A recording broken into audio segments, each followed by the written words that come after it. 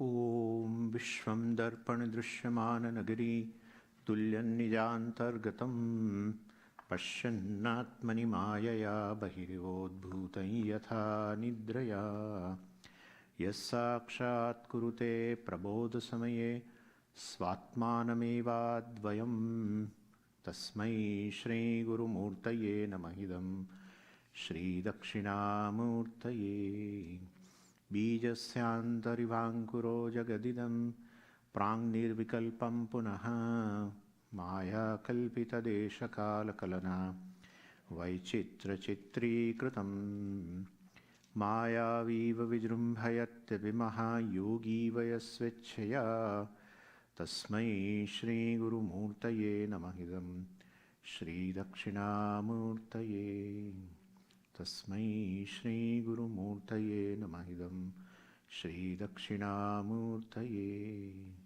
Om Sahana Bhavatu Sahanau Bhunaktu Sahaviryam Karavavahai Tejasvinavadhitamastu ma vidvishavahai Om Shanti Shanti Shanti Sadashivasamarambham Shankaracharya Madhyamam Asmadacharya Paryantam Vande Guru Paramparam. Om.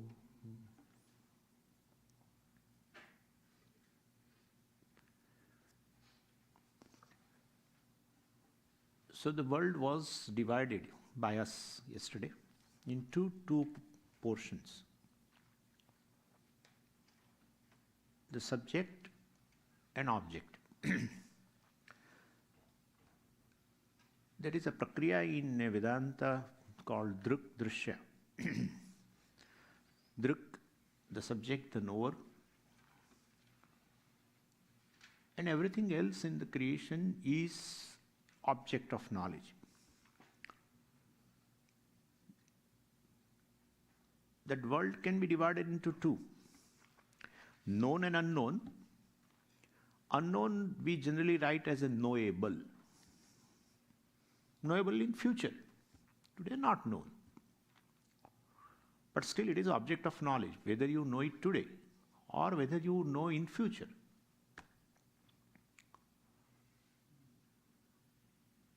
And we are analyzing the subject. We don't analyze the object of knowledge, the world. That's a job of all the universities and all the scientists and other people. That is called Aparavidya. Knowledge pertaining to the creation. With the help of the means of knowledge available to the human being, sometimes they are not adequate. Then human being invent the instruments by which he can analyze the objects of knowledge. Like a microbe. You have to have a microscope or a certain object, distant object in the universe. You need a telescope. So ultimately, but these are all objects of knowledge. And certain things which are not known, which you may experience, when you gain a proper medium, proper body, which is described, of course, in the Shastra called heaven, etc. That is also object of knowledge. Subject is I is one. Objects are many. And that subject, this is up to this, no Vedanta is required. Now, when we analyze the subject further, then we find here also there is something called object of knowledge and there is something called knower. It appears as one due to some reason which we are discussing in next class. There is a reason. But there is a subject-object error. The physical body, in fact, is a very intimate object of knowledge. I can write at least 10 sentences for your body, but I definitely write 500 sentences for my own body. right? And therefore, definitely, it's a better object of knowledge. I can start from the childhood, when I was born in so-and-so village, and start, all pertaining to the body, about parentage, this and that, and childhood.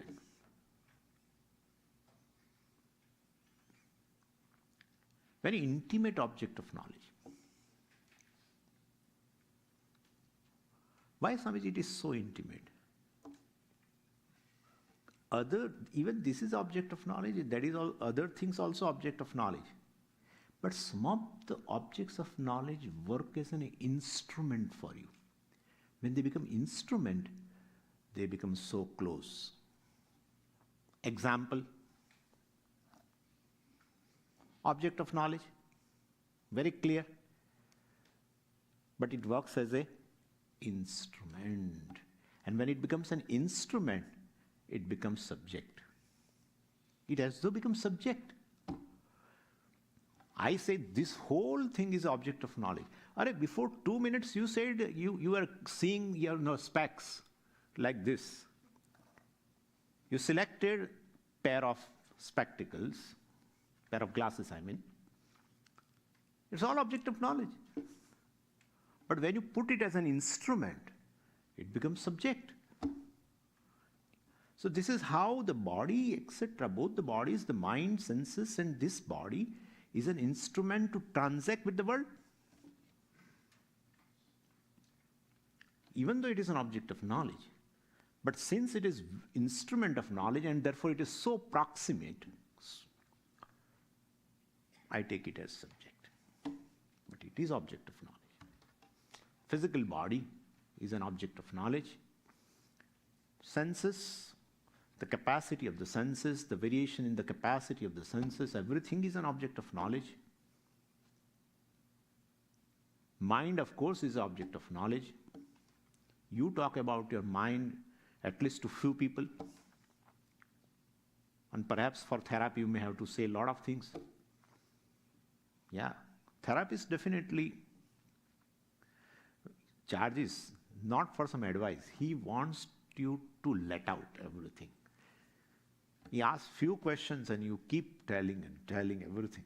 The whole unconscious comes out. And you feel relaxed. You feel that he has really treated you, but he allowed you to speak. Other places you are not allowed to speak. Do your work.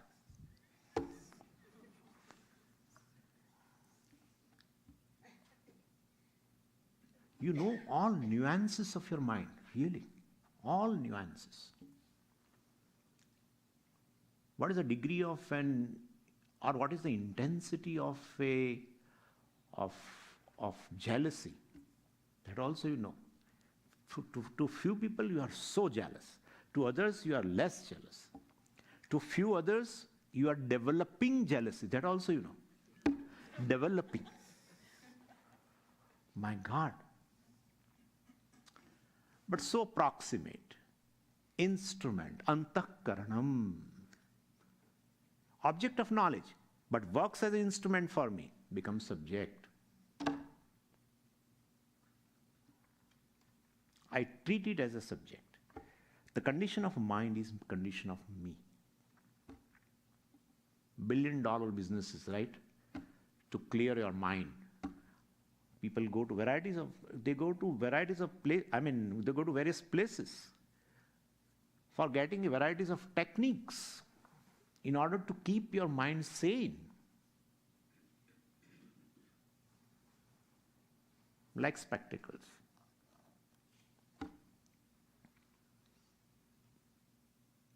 Mind and then memory, knowledge, ignorance, everything. So I, the subject, is just conscious of the world, conscious of the body, conscious of the senses, conscious of the mind, conscious of the knowledge, conscious of memory, conscious of ignorance. Just I am a conscious being. The basic person is this conscious being. One should be familiar with this basic person. the conscious being. He is all the time related to Ishvara. He is a meditator. And he invokes a certain form of Ishvara. And he relates mentally to that form. Either through puja, either through japa. That's called meditation.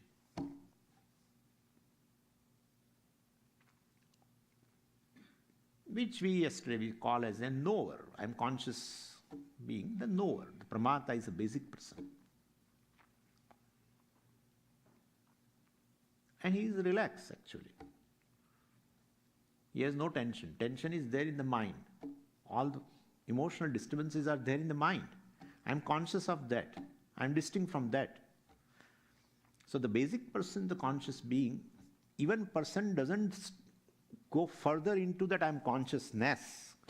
Even this much, the familiarity of the basic person who takes up all the roles of father, mother and everything, that basic person is a relaxed person. More you are familiar of the basic person, more you are relaxed. So basically meditation on Ishvara, of course, is wonderful, but meditation on the meditator is better meditation. Meditation on meditator definitely makes you aware, familiar of who you are as a basic person. More clarity, more relaxation. Of course, when you go further, one step, right? One step only. Aware to awareness. That's what we started yesterday. And you are aware or knower, conscious of, etc. Well, then there is something else. And that's object of consciousness is there, object of knowledge is there, therefore you are a knower. If no object is there, then you don't have a knower status. Knower status definitely, asks for that there is something to be known. If there is nothing to be known, I am no more a knower. But knower still remains in its content called knowledge or consciousness. So when the words are heard, you are hearer. But then consciousness is, because hearer is impossible without consciousness. Forms are seen. Well, definitely seer. Consciousness is. I am seer, but then consciousness is. And when forms are not seen, because they come and go, sounds come and go, tastes come and go, smells come and go, various forms of touch come and go. So when the form comes, well, I am the seer. When some sound comes, I am a hearer. That's okay, that's a status. But in spite of, even if they go away, still consciousness I is. That's content, that is the truth of the knower, awarer, etc. Or that is the Atma of awarer. That's the truth of awarer. That's an essence of awarer, etc. It's the same thing. Because the hearer, seer, toucher, taster, all are pervaded by consciousness, definitely. That is the content. And therefore, this is the way. Now we basically go into the content. Because awarer comes and goes, right? The seer, hearer also come and go. If the object of seeing is there, then the seer is. But then content will always remain, the truth will always remain of that I as consciousness. Well, then the thoughts are, consciousness is. Thought is gone, consciousness is. Otherwise, how will you say thought is, there is no thought? If you say there is no thought, definitely, well, there is someone who illumines even that absence of thought. That is consciousness alone. Anyway, so this way, when you cover these objects, I'm telling you the steps how to do that. When you cover these forms and then, and smells and all these things, you cover 5 segments of the world. Shabda, Sparsha, Rupa, Rasa, Gandha. Then there is something else in the world also, called time and space, other than the objects. So we have to put it now a little differently. Let us go ahead. The space is, like the form is, well, consciousness is. Form is not, consciousness is. Sound is, consciousness is. Sound is not, consciousness is.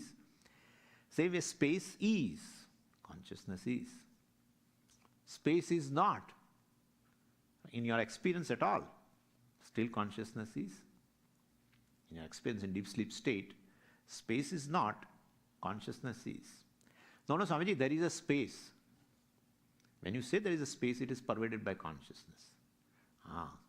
When the person, in person's experience, there is no space. We should understand this. Space resolves for the person.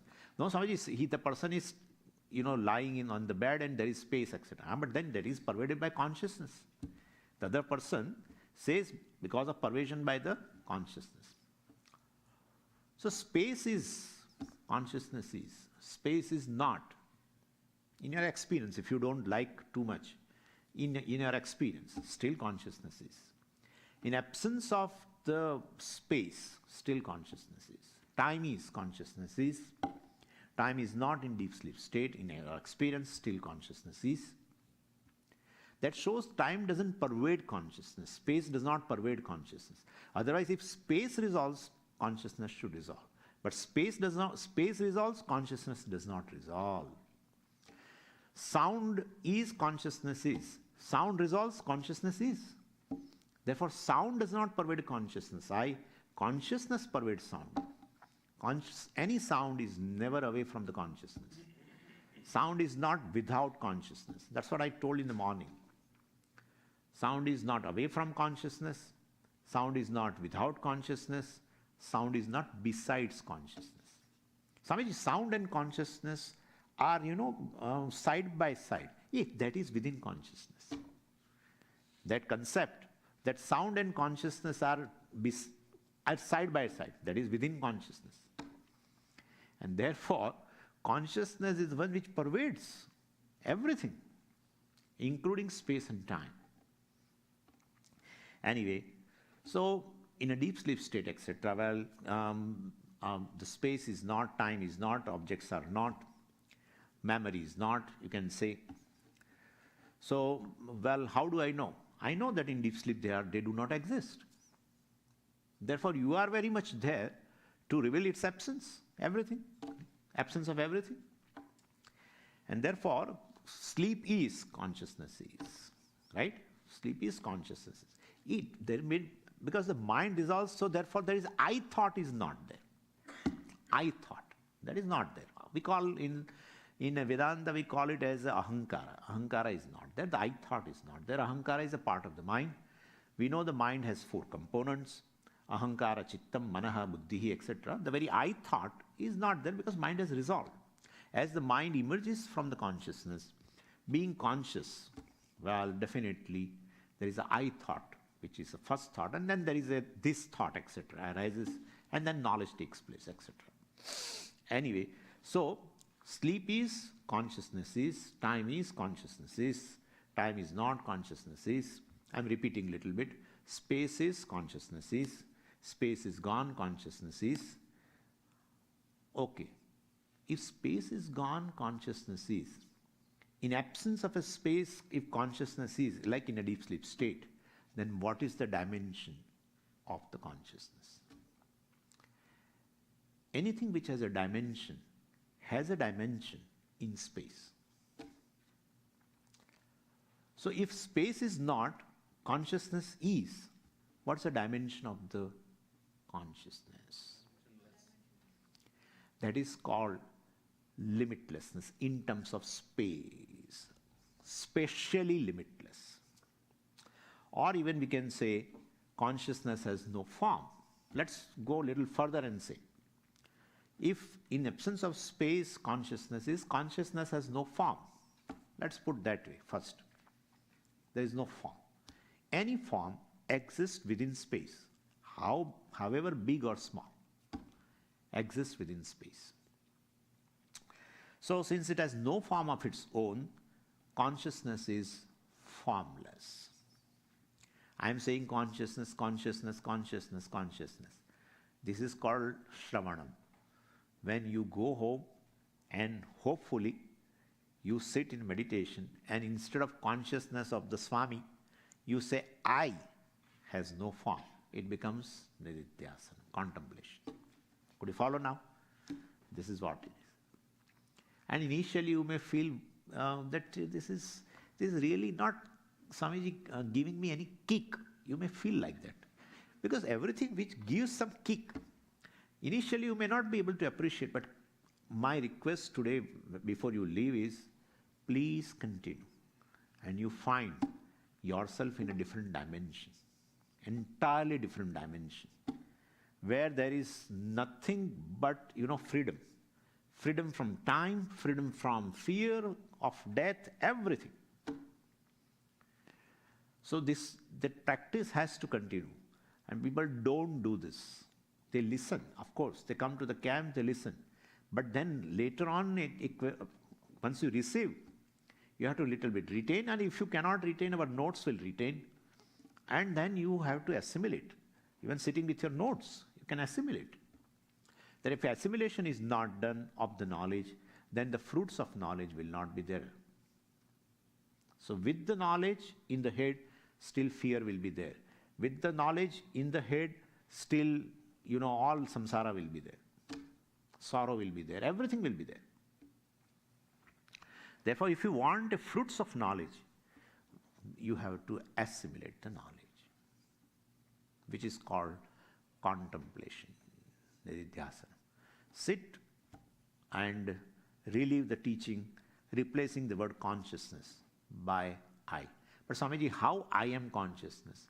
I have to start again from scratch, right? Anyway, so since consciousness has no form of its own, it's formless, it has no form to be called this big, that big, it has no height, it has no breadth, it has no length, it has no above, it has no below, it has not in front, it is not in the back. Anything which has a dimension, all these things will come. And therefore, because there is no form, we can definitely say consciousness is formless. And formless consciousness is called limitless in terms of space. And so this way it's better. Rather than going directly, even if the space is not in your experience, still consciousness is. In absence of a space in your awareness, only awareness is, definitely consciousness is limitless in terms of space. Even it accommodates the space. The very space, existence of the space is in consciousness, etc. But consciousness is specially limitless. Don't go directly via form. Any form existing in the space, definitely, if consciousness exists in absence of space, when space and consciousness exist together, you may feel consciousness exists in space. Like when you say the form is, automatically space is. So consciousness exists and space also exists together. Then you say, no, Swamiji, consciousness exists in space. But space does not exist in your experience, and yet consciousness exists. That's the thing. Therefore, consciousness is I, the consciousness. Let me also add now. Consciousness, I, is formless and specially limitless. Now look at it this way. Now the entire universe we have covered as such. Now see the relationship between consciousness and the physical world. So we can say space is, limitless consciousness is. Then what is the distance between space and limitless consciousness? There is no distance. Moon is, consciousness is. So moon is consciousness, the whole moon exists in consciousness.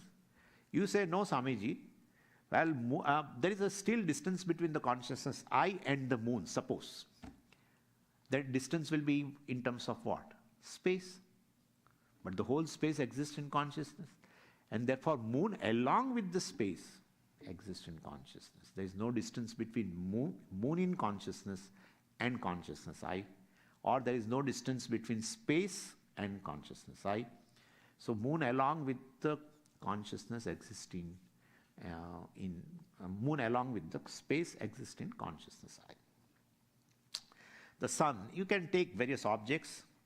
So basically, in awareness is the space. In space are the moon and sun and everything, the stars, all planets. So all of them, basically, the whole physical universe is in space, and the space also is in consciousness. And therefore, between consciousness and the physical world, there is no distance. The distance is in terms of space. The space itself exists non-separate from the consciousness, and therefore, the whole world along with the space and time is non-separate from consciousness. Space is in consciousness is exactly like the wave is in water. Why? How you have brought this? I will tell you. Space is consciousness is. Space is not consciousness is. Is exactly like wave is, water is. Wave is not, water is. Exactly. Therefore, the whole wave is non-separate from the water. Water alone appears as wave. Water's mithya rupam is, now I can introduce word mithya after 2 days. The thing which borrows existence is mithya. You prove the existence of the space by consciousness. That's how I said space is not away from consciousness. Space is not beyond consciousness. Space is not without consciousness. Wave is not without water. Wave is not away from the water. Wave is not beyond the water. See? Don't try to objectify. Please understand. Consciousness is not an object of knowledge. Consciousness is the truth of the subject. What happens is, if space is pervaded by consciousness, we see space and we try to see in and through something, some light consciousness or something. You are that consciousness in which whole world is non-separate from you. But Swamiji, this you, ayo. This I. Then again I have to start. There are two things in the world. You can understand now the orientation that I am the body is so rooted, well rooted. Even to loosen that, also to make it loose, you need to have a nididhyasanam. And that is what people are not doing, and they are complaining. This knowledge is really good, but it is all theoretical. It's not practical because they are not getting that advantage. But in absence of following a certain means, they are not getting advantage. So that is well rooted, I am the body. That orientation has to go. Slowly it will go. It takes time. Any well rooted habit takes time. Habit goes by habit. An old habit goes by a new habit. So you have to form a habit of contemplating day in and out. Not whole day. We don't have a Swamiji, we have some business, we have a family, this, that. And 15 minutes, 20 minutes a day. Start reorienting yourself. When you do that, definitely you will find an advantage. More you find an advantage, more you will do. And then it starts forming habit, means during a day, even if you don't want, this thing will pop up. I am consciousness, limitless consciousness. Really, I'm telling you. It will pop. Mind needs a certain impression about that. Once it is impressed with this, it will come again and again. Then this question 24/7, how to do, etc., will not remain. Will not remain. It's a question of time. And we will have to have some patience for that. That's how Bhagavan used the word for the person who is on this path. Bhagavan has used the word dhīraha. Very wonderful word. Dhīraha means one who has dhairyam, steadfastness, commitment, etc. Anyway, so this is what the whole physical universe is non-separate from the consciousness I. I, the consciousness, is Satyam. The whole physical world, including space, time, and all the objects, whose existence has been proven by the consciousness, definitely borrows the existence from me, and therefore the physical world is mithya. Brahma Satyam, Jagan mithya. But Swamiji, you have not explained Brahman. Now we are close, very close. I, the conscious, limitless consciousness, alone is called Brahman. We'll see that. Anyway, now regarding world we have said. What about the body? See, again. So it is already included, but we have to purposely do that because still I have a feeling that I am located in the body. One way I say the whole space and the whole world exist in me. And then I say I am in the body. Kya baat hai? So now question, let us understand is not this physical body is within space? It is within space. This physical body is within space, that physical body is within space, that physical body is within space. All the physical body exists within space. And space is within consciousness. Therefore, all the physical body along with the space exist in the consciousness I. Then what is the location of that I?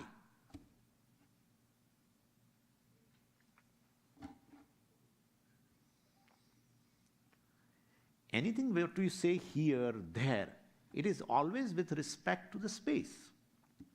But when the whole space exists in consciousness, I, along with all the bodies, then what is your location? What's your location? Not located in Ācārya Vidya Gurukulam.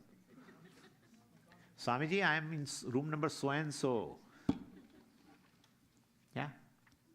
I am in Ācārya Vidya Gurukulam right now. You can understand now that I is what? And what I we are talking.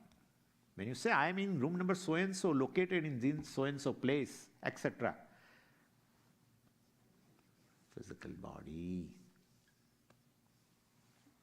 When this I, you will be able to appreciate what I am saying when you connect with that I. If you still feel I am the body and then whole space exists in me, we say, what is this? This fellow is speaking. And therefore, I really don't have any location. I, the consciousness, is not located. And that is how the consciousness is called all-pervasive. What is not located is all-pervasive. What is located is less pervasive. Right? Space pervades it. When space pervades anything, it is less pervasive, definitely. Space pervades it.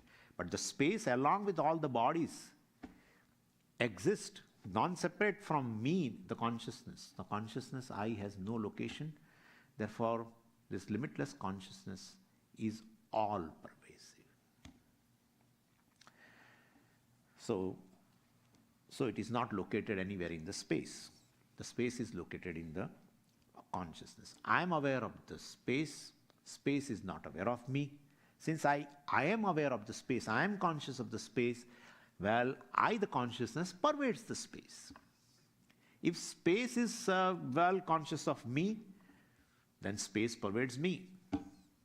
So I pervade the space. I am conscious of the space. Therefore, I, the consciousness, pervades the space. Could you follow? I am conscious of time. Time is not conscious of me. Space is not conscious of me. If space is conscious of me, then space is consciousness. But space is inert.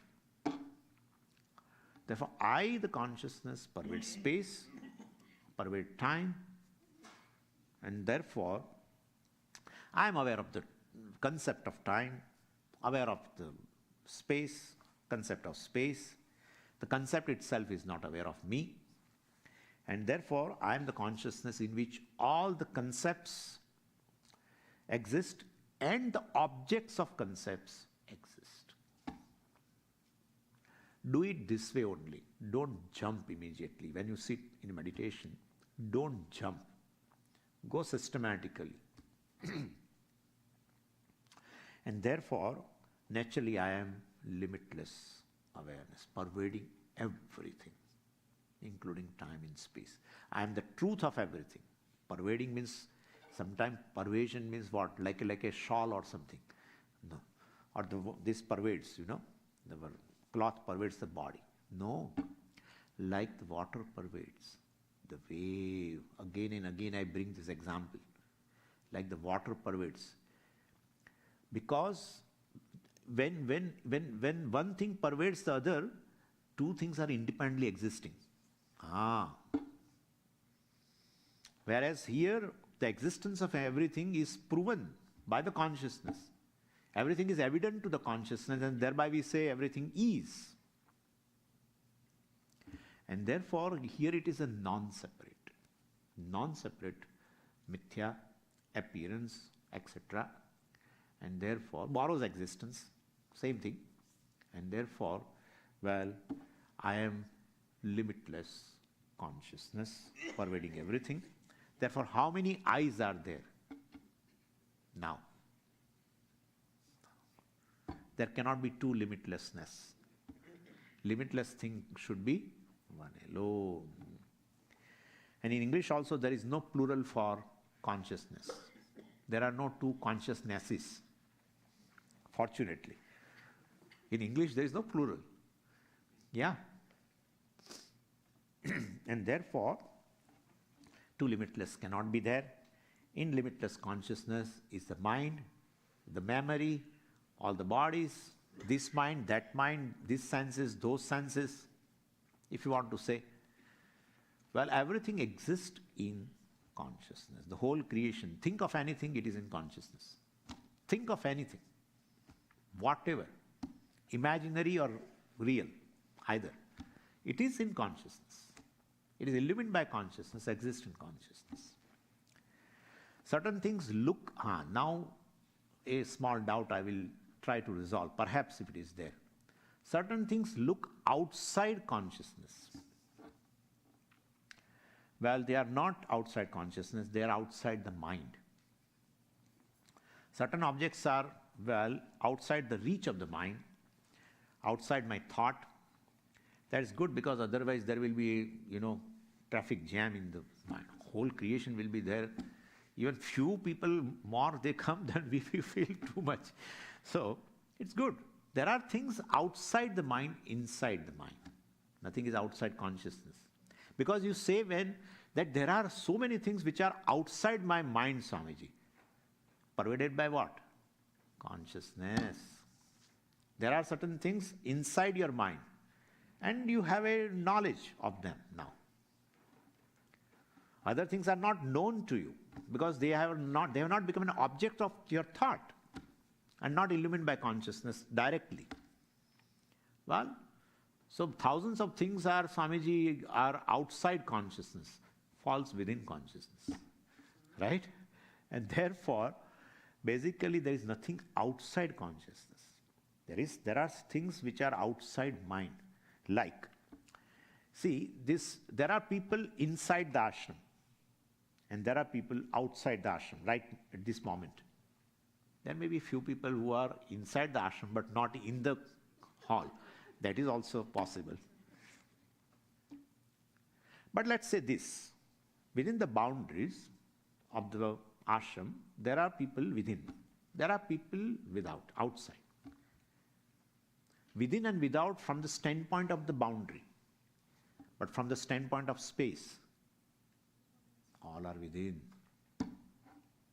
All are within.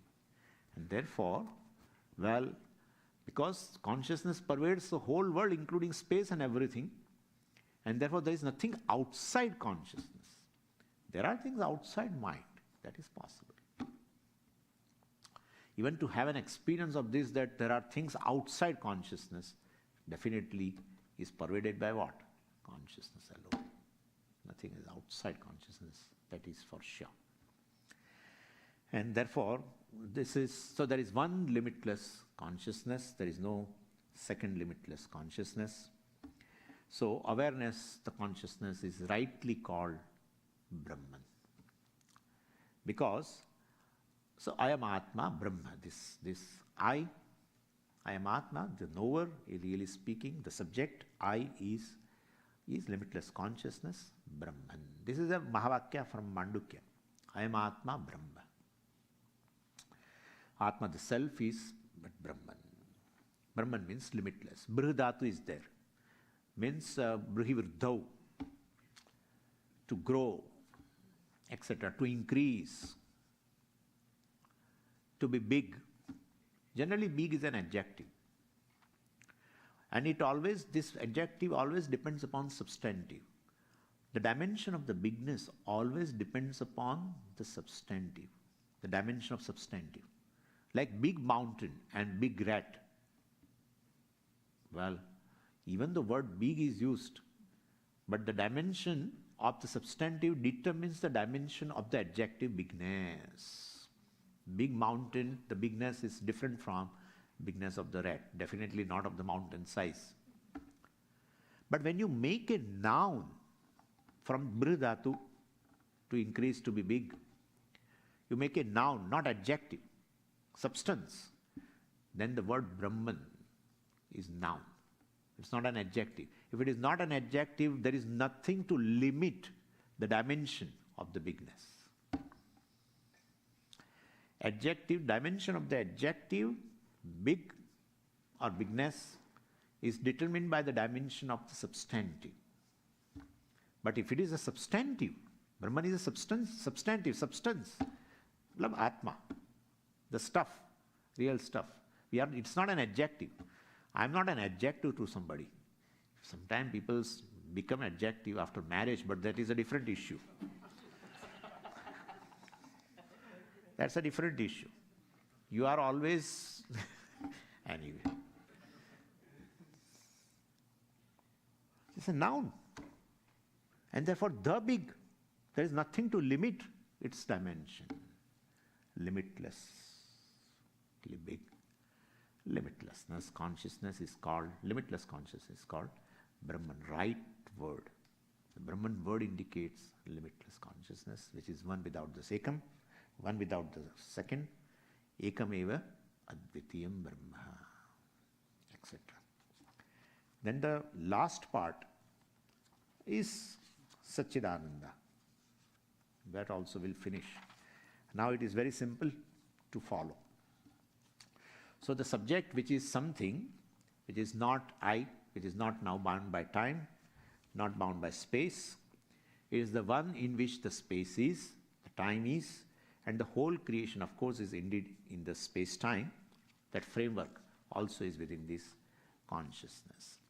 Means consciousness is the substratum of the entire creation along with space and time. So space and time and the whole creation come and go. But that substratum, the consciousness, ever is. In fact, the whole creation borrows the existence from the consciousness. Therefore, space is, that is nothing but the Brahman. Like the wave is, that isness belongs to the water. And therefore, wave is an appearance. Wave is not an entity, a real entity standing on its own. And same way, so the whole world, including space and time, come and go, but consciousness is present all the time, ever existent. Therefore, body falls, consciousness falls. No. Right? So, if body, what body? The whole creation goes and appears, is within the frame of, is within the consciousness. And therefore, that is exactly in the creation, wherever you have that ease sense, that is the Brahman, that is the Atma. In every form of existence, the easiness belongs to the Atma, Brahman. So when we say the sky is, etc., the cloud is, space is, time is, earth is, sun is, moon is, star is, heaven is, etc., etc. Well, you is, I am, he is, she is. Well, all are is. I am also is, right? He is, etc., etc. So is a common plane, is. And when we say something is, well, there is knowledge also involved in that. There is the consciousness of the existence of the thing. When you say something is, means that for definitely space is means what? Space consciousness is. And therefore there is a common plane of isness and consciousness. That isness which is pervading the entire creation, all names and forms, including space, that isness is called Chit, Sat, and consciousness is called Chit. So Satchit is a common plane in which all names and forms, including space and time, exist. And therefore Satchit is basically limitless. And that is called Ananda, fullness. And that is the nature of oneself. And so whenever I am with myself, I am happy. In spite of the limitations of the body, mind, etc., I am happy when I am just have dropped the sense of limitation, sense of smallness. When I am happy, I am full. When I am full, I am happy. And therefore, this Satchidananda, the Brahman, is the nature of oneself. This is regarding this thing which I have completed all my introductory talk, and now I am going to the text.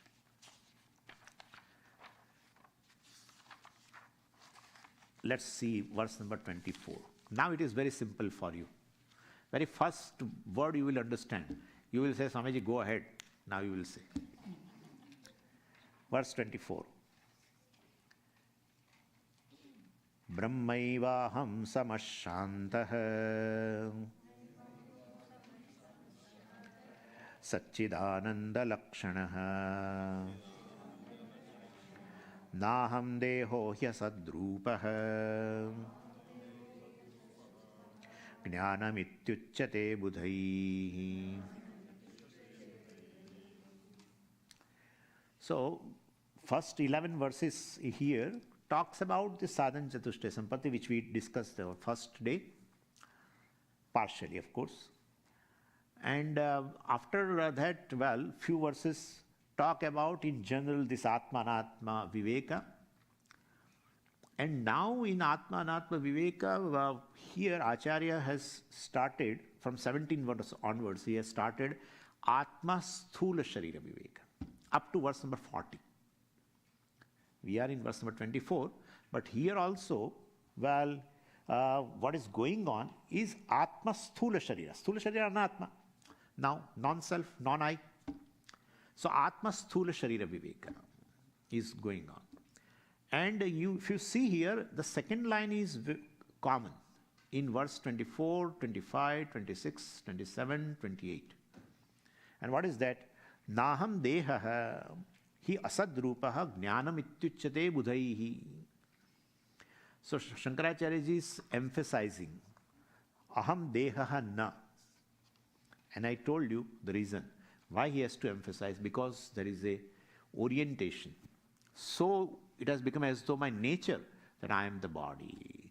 Therefore, he is emphasizing this in in all the verses, the 5 verses. The second line is common. Naham deha. What kind of a deha? Asad rupaha. Asad means mithya, which does not have an independent existence. Existence of the body is there right now. It was not there before. It will not be there later. Right now, the existence of the body is there. Therefore, it is an incidental property.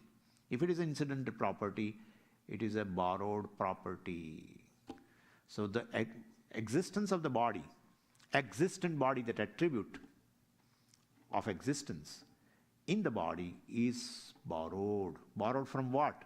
I told you already. This Atma. Atma, the consciousness, well, whichever is, lends existence to the body. And therefore, aham asadrupaha deha na bhavami. Iti jnanam uchyate budhaihi. This is called jnanam. This Atma, Anatma, Viveka, Atma, Sthula, Sharira, Viveka, if one is doing, that is called jnanam. By whom? Budhaihi. Otherwise, people say this is called knowledge. Means if you say I am deha, well, that is ajnanam. If you say aham asadrupaha deha na, this mithya deha, I am not, I am the very substratum of the deha. I am self-existent consciousness, limitless consciousness. Well, if you say, then you have a jnanam. That is what even other wise people also tell. Now let us see this verse number, first line of this verse. Brahma eva aham. So I am Brahman. Now I have not to repeat again and again. And therefore, then samaha. I'm uniform. Uniformly pervading everything. It's not that there are things in which there are things which are pervaded by me, and there are two independent things. Like water pervades the wave uniformly. Every drop, upper part, lower part, middle part, whatever, it's just water. Same way, well, all the names and forms, well, are uniformly pervaded by me, the Brahman, or consciousness. Samaha, Shantaha, which is of the nature of silence. Morning I told you also. When the sound is, well, consciousness is. Sound is not. Then what is available there? In absence of sound, well, silence is there. And what is available there? Consciousness. Therefore, consciousness is the nature of what? Silence. Only one thing is silence, and that is consciousness. Shantam, Shivam, Advaitam, Chaturtham, Manyante, Sa Atma, Sa Vigneya. Mandukya Upanishad says Shantam, Shivam. Therefore, you are silence. The peace which you are searching everywhere, that peace is your nature. Could you follow what I said? What you want to be, you are. Right? You want to be peaceful. You are peace. Such a peace which is your nature. So even if you want to get disturbed, you cannot. No, Swamiji, still I am disturbed. That is mind. Then if you say I am the mind, then you don't have a knowledge. If you say I am Atma, who is even witness of the mind, disturbed mind, restless mind, well, you have knowledge. If you say I am restless, well, you don't have knowledge. That's how it is. This is how it is. This is how it is. So restlessness, suppose your mind has due to some rajoguna or tamoguna, that will be there always due to prarabdha. Still you are, say, I am peace, all peace. I'm definitely silence, etc. Satchidananda lakshanaha. Well, so lakshanaha. What is my nature? What characterized by? Lakshana means a characteristic, definition. I am called Satchidanandaha. Naham deha yasadrupaha jnanam ityuchyate budhaihi, etc. I think up to this we'll keep, and after 45 minutes we'll meet again and few more verses. Om Purnamadah Purnamidam Purnat Purnamudachyate Purnasya Purnamadaya Purnamevavashishyate. Om Shanti Shanti Shanti. Hari Om Shri Gurubhyo Namaha. Hari Om.